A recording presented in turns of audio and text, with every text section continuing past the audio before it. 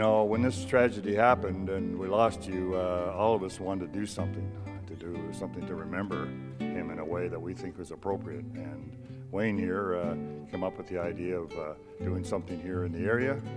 We came up with a committee, talked to Donna and David, the family, and decided that we'd get together and come up with, in this case, a garden here down in the marina, which is a beautiful location. And so we've been working on that, as Doug said, for the last 4 or 5 months. So it's been very well received, and we're looking forward to get it completed this fall. So it's going to be a great testament to a great person, and it's going to be really well done. And I think people are going to really appreciate it when they see it all finished, in a spot where you can come and reflect. But something I think you would be very proud of. So we're very happy to see the project almost at completion. But we still need support, and we're still looking for some financial support that way. Yeah, I came up with the idea. I was sitting on a balcony one night, overlooking the area and whatnot, and he had just passed away. I thought at the time it would be, for the area I was looking at, in a memorial for Hugh, a good spot. The community came up with another spot, which excellent. I'm glad they did. It's going to work out very well for all of us. Once I come up with the idea, I talked to Duncan Armstrong, our counselor, and he agreed to be to chair the committee. That was a smart move. I passed everything over to Duncan, and he's done a wonderful job since.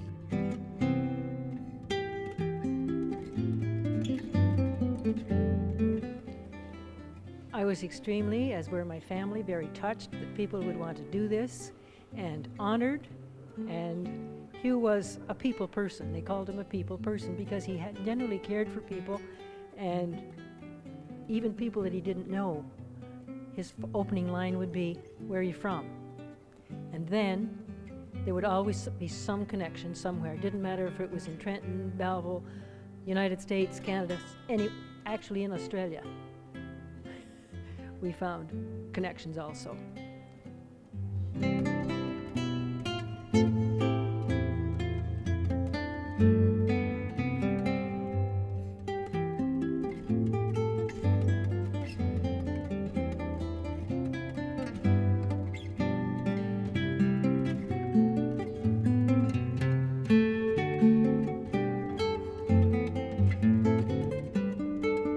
It's a very nice spot. It's fitting, I think, that it would be on municipal property because he cared very much about his town, his home, and after he retired from politics, of course, he continued to work in a volunteer basis in many different organizations and groups. I think he was extremely pleased, especially where it is. He didn't really look for the recognition, but I think it's a great spot, and it's coming along very well. The garden concept itself, it's under construction right now. Like Mr. Williams said, we're still looking for money. We're looking for close to about $60,000, and we're about 3/4 of the way there.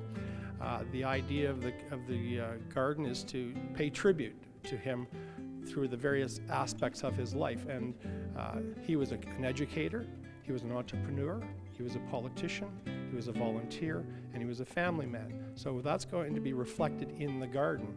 And when you take a look at some of the pictures that you'll take pictures of, they have what we call these pillars. There's pillars, and we're calling them life chapters, and each chapter will represent one of those aspects, and there will be something, maybe a quote or a story about that aspect when he was an educator or as a politician. And then there's a central stone that is about Hewitt himself, and then there's benching, and there's flowers and trees being planted around, and then in the center of the stonework is a compass, and that sort of ties in with the marina aspect, which is down here at the Trentport Marina, but it also, in our minds, reflects or symbolizes leadership and direction. So that's all brought together, and we had council approval, and anybody we talked to, they said this is a fantastic idea for a fantastic man. He was known as Mr. Quinte. Donna and he were both Mr. and Mrs. Quinte, so it is really something that we're very excited to see finished.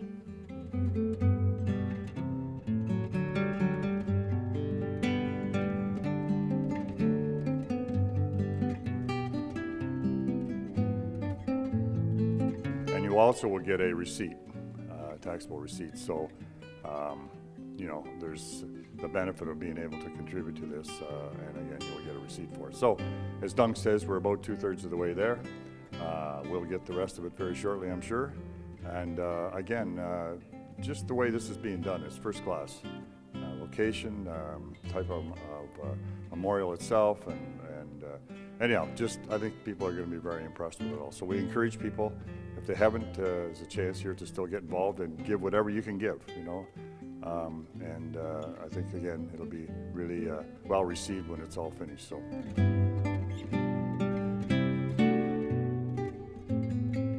MP Neil Ellis has a mailing that's going out, and it has an insert about the garden in there to show people how to donate and all that. And we've sort of thrown an idea at him about maybe trying to lure Justin Trudeau here, and that is a strong possibility, especially because of the Afghanistan Memorial. Just recently, John and his team were involved in installing a lav at the site. So those two things together with Hugh O'Neil's relationship with the military, the politicians, especially the Trudeaus, and the Afghanistan Memorial might be something that he will say, hey, that's pretty cool. So that would be a nice thing to see if that ever happened. Yeah. But also Lou Rinaldi, the MPP, and also Todd Smith, they spoke at the legislature and spoke very highly of him back in January, so that they're both pushing this too. So it's nice to see everybody on board. And as well as thanking the committee, I would like to thank the population in general, the people that have donated and the people that have told me wonderful stories that I've never heard before. One, for instance, sent a donation for $1,200. She has since gone to university and been very successful in her career, but starting university was going to be a challenge to find all the funds. Hugh got her $1,200 to start, and she said, here's the $1,200 back. Stories like that are very heartwarming.